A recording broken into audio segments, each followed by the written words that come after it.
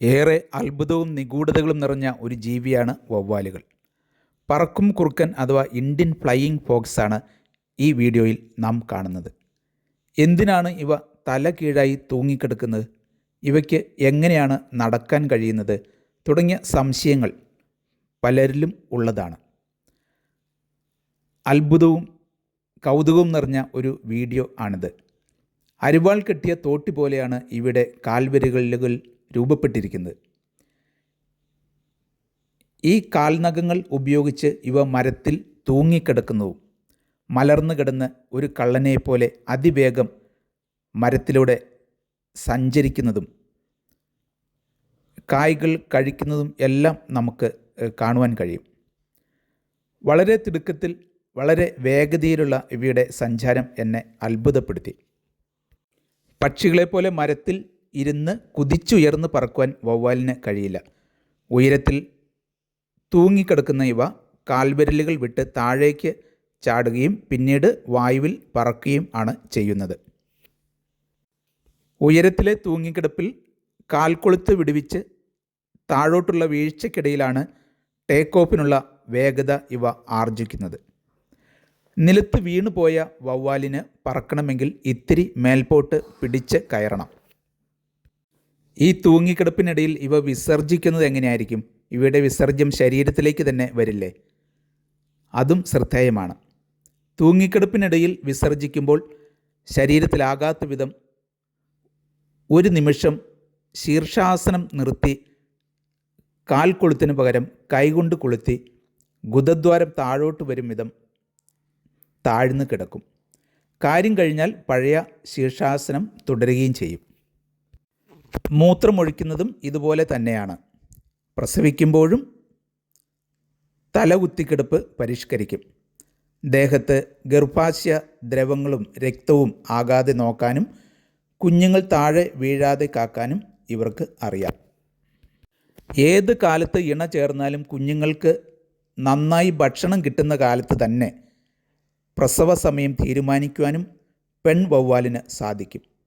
ബീജം ഉള്ളിൽ സൂക്ഷിച്ചു വെച്ച് അണ്ഡവുമായി ചേരുന്നത് ഇഷ്ടസമയത്തേക്ക് മാറ്റിവെച്ചോ, ബീജസങ്കലനം കഴിഞ്ഞാലും ഗർഭാശയത്തിലേക്ക് നീങ്ങാതെ അണ്ഡനാളികളിൽ തന്നെ സിക്താണ്ഡം സൂക്ഷിച്ചു വെച്ചോ, സിക്താണ്ഡത്തിൻ്റെ വളർച്ച നിയന്ത്രിച്ചോ ഒക്കെയാണ് പ്രസവം ഇഷ്ടാനുസരണം ആക്കുന്നത്.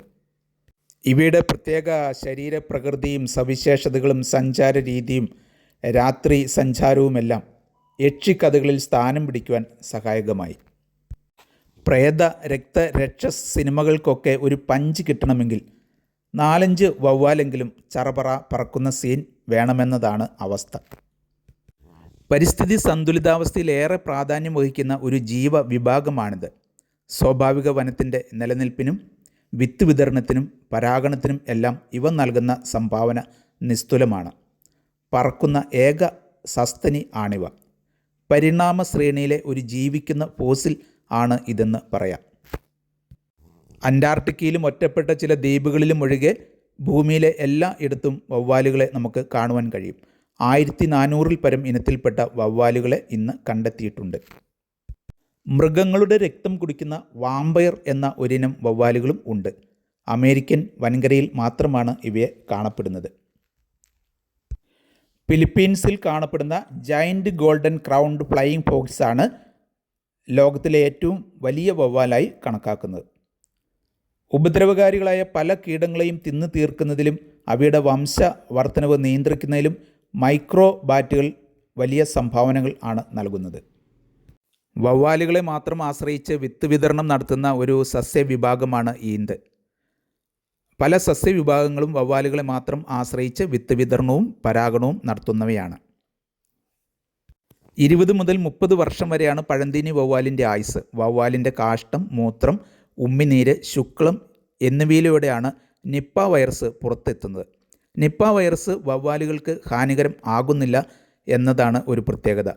അവയുടെ ശരീരകോശത്തിൽ ഉണ്ടാകുന്ന സൈറ്റോകൈനുകൾ എന്ന പ്രത്യേകതരം മാംസ്യവും ഇതിന് സഹായകമാകുന്നുണ്ട്. ഇവയുടെ ശരീരത്തിൽ ഉണ്ടാകുന്ന ഇൻ്റർഫെറോൺ ആൽഫ എന്ന ഘടകം വൈറസുകളുടെ വംശവർദ്ധനവിനെ ചെറുത്ത് നിയന്ത്രിക്കുന്നുണ്ട്. വവ്വാലുകളുമായി സമ്പർക്കത്തിൽ വന്നിട്ടുള്ള പഴങ്ങൾ, അതുപോലെ പനങ്കള്ള് എന്നിവ ഒഴിവാക്കണം.